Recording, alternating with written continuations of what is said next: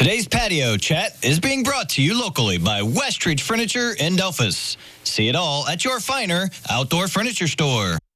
And welcome out to the patio. It is time now to chat with Beth Miller from the Auglaize County 4-H and Extension Service. And you guys are getting ready for the Auglaize County Fair. That's coming up at the end of the month. But now 4-Hers are beginning the interview process and the judging process for things non-livestock related for the most part. Absolutely. Next week, all of our 4-Hers who choose to be interviewed on their projects will have the opportunity to come in and talk to a judge. It's an exciting time because it's always fun to see what the kids have decided to create for their projects. So anything from, gardening to welding to clothing to nutrition projects. And we actually do interview our kids taking livestock projects as well. Obviously, they'll show their animals when they get to the fair, but this is an opportunity for them to sit down and share with the judge what they've learned for this summer. Yeah, so many times we think about the livestock and we forget all about the sewing and the gardening projects, and there's just a whole host of things that kids can get into these days with 4-H.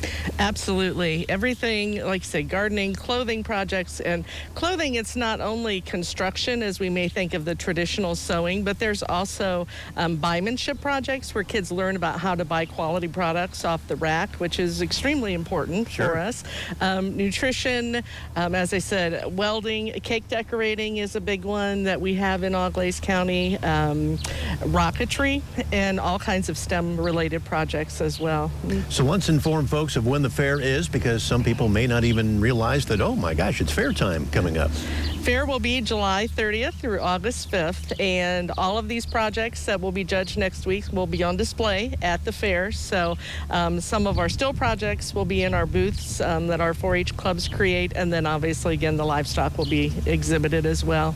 Now, unfortunately, because it is not quite harvest time for some of these produce items that some of these kids grow, you're not really going to get a chance to see a lot of those, but you're still going to see the ribbons and know that they did participate. Yes, absolutely.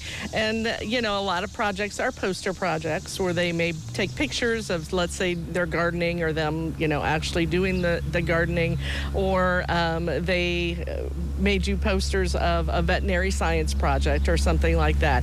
A lot of the products, such as the woodworking products or the welding projects, will actually be displayed, clothing projects, but then there will be a lot of posters there too, which will show folks what the kids have done with their projects. Now, when it comes to the judging, who actually comes in and does that interviewing and judging?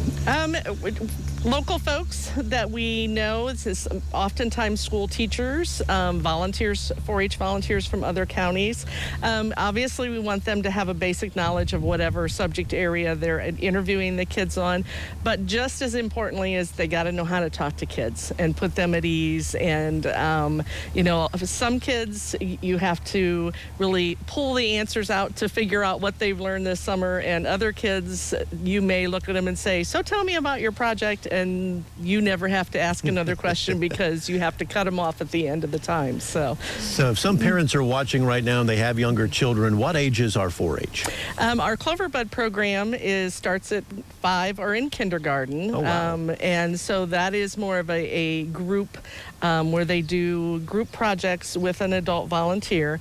And then when they are in 8 or in the 3rd grade, then they can join what we think of as the traditional 4-H program, where they actually take projects up to the year that they turn 19. So they can be in 4-H for many years. And if someone is not aware of how to go about the process of finding a club for their child to be in, how do they go about that?